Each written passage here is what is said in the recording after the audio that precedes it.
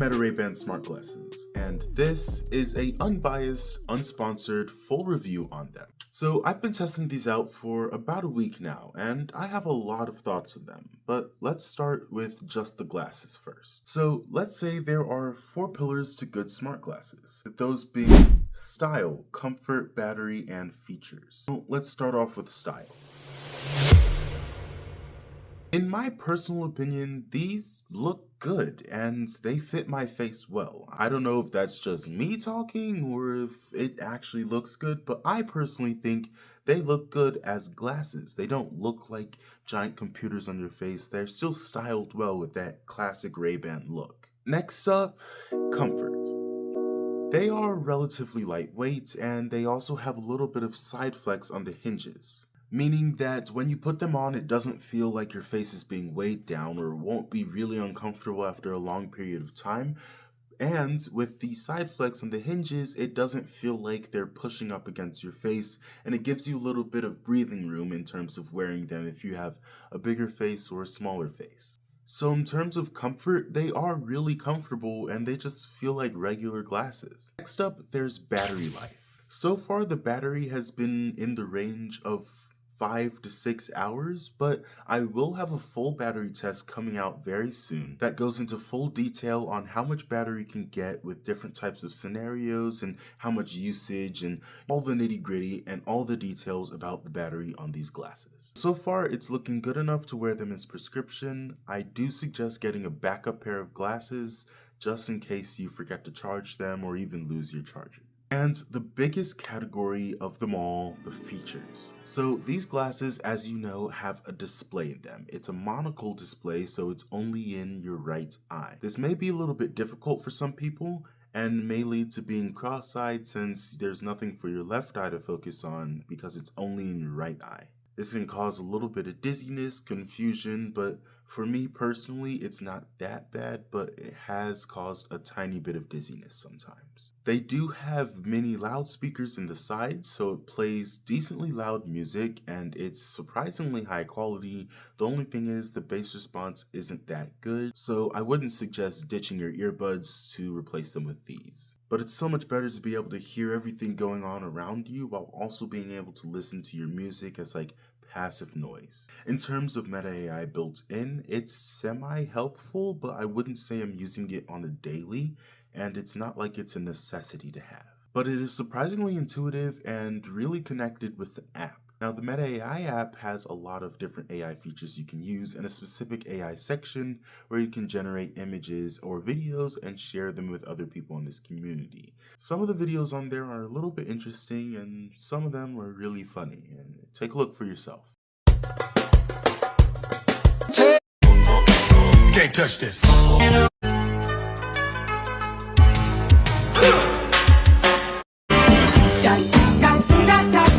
Additionally, these still do have the cameras like the last generation, and they have the same cameras as last generation. So the Gen 2 Meta Ray-Bans have 3K cameras. These still have the same cameras as the first gen glasses, so they're not as good as the 3K on the second gen glasses. One notable feature that I want to point out is WhatsApp video calling. When you're WhatsApp video calling someone, you can have their screen on the display in the glasses, so you can see them through the glasses and they can see from the cameras as if they're viewing from your POV. And finally, the last on the features list, these are transition lenses, so they do darken when you go outside.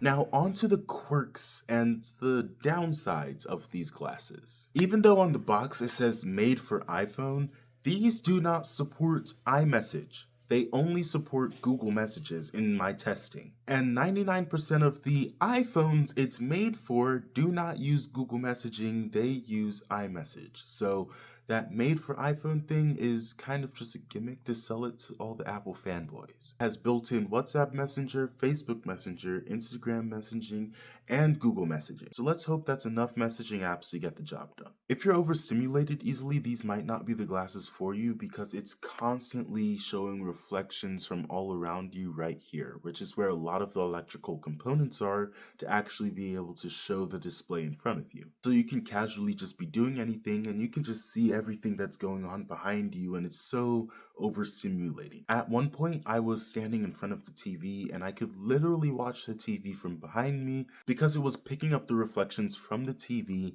and showing me directly what was going on behind me. It was almost a little bit too much to handle. Another thing is, people can see the display when it's dark. Meaning that if you're in a dark environment and you turn your display up, or even if it accidentally goes up, people can see what your display is showing. Let me demonstrate for you guys real quick. So you can see their display when it's dark out.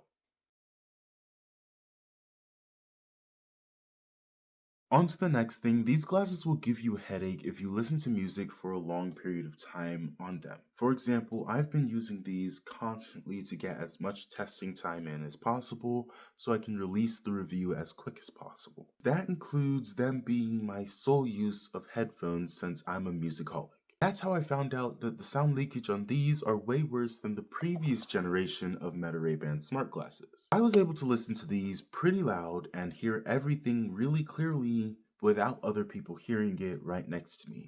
But for these, it seems that everyone around me can hear what's going on, even when they're turned down relatively low. Obviously, if you listen to music really loud on these, other people can hear you listening to that music. But at the same volume that people wouldn't be able to hear me listening to music on these, people were able to hear me listening to music on these. Alright, that's everything to cover with the glasses. Now we are on to the Neuroband. Generally, it's like 99% effective, and it's able to pick up everything that I do most of the time. It's also really helpful in quiet spaces. For the last pair of glasses, you had to tell everything you wanted it to do, but for these, you can just kind of navigate and do it yourself without even having to speak a word. Additionally, after about like 15 or so minutes, you really get used to the controls and it's not too hard to pick up, honestly. First put it on, it was a little bit of a learning curve, but after a while you get used to it and then you start doing this randomly with your fingers when you're wearing regular glasses and you're like, why isn't my display turning on? Then you're like, wait a minute, these aren't the Meta Ray-Ban displays. This isn't the best thing in the world though, because it is not breathable at all. I had this issue where it was literally peeling off my skin, and I found out that it was because it was too tight on my wrist, even though that was how tight they told me to wear it. And then when I loosened it up, it wasn't able to accurately track what I was doing because all the sensors weren't in contact with my skin. And don't let it deceive you, this fabric isn't breathable at all. It'll trap a lot of heat and moisture underneath, and for me, it peeled off some of my skin by doing this. But it is waterproof though, so if you're washing your hands and water gets on it, that is perfectly fine. Also, whoever designed this charging cable for this thing at Meta, come forward, come to the front, because I have a problem with you. I have a problem with you. This thing sucks. This thing is terrible. I plugged it in for nearly an hour, but these two tiny little pins didn't perfectly align. So guess what? It didn't even charge, and I was stuck the whole day without my Neuroband. Whoever designed this, we have a problem. We have a problem. Anyway, third and final thing, the charging case. They claim it recharges the glasses about 4 times, but I'll say it's closer to 3, maybe 3.5 if you're being generous. But I can't lie, I'll take that because of how thin it is. Look at that. Really slim, really compact, really lightweight. So this is honestly blending in with your phone, wallet, keys in your pocket. No one will ever notice. It does feel really nice to hold and really nice in the hand. And oh, Lord have mercy. And it is Meta branded.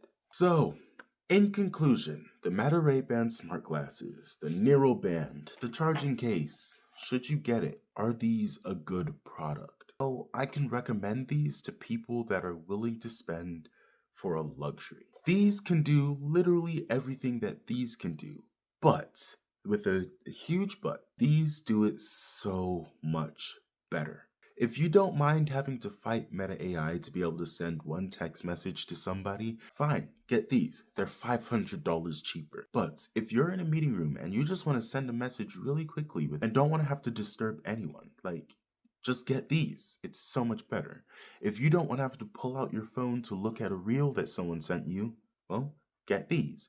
because that eliminates the phone from that equation. If you don't want to have to pull out your phone or even talk to Meta AI to be able to call somebody, just get these because you can just swipe, click on the phone call, and call somebody. If you don't want to have to hold up your phone like this and be in a video call, well, get these because again, you can see them in your screen. So basically what I'm saying is if you want to pay for that luxury, that just eliminating an extra step, then these are literally the perfect product for you.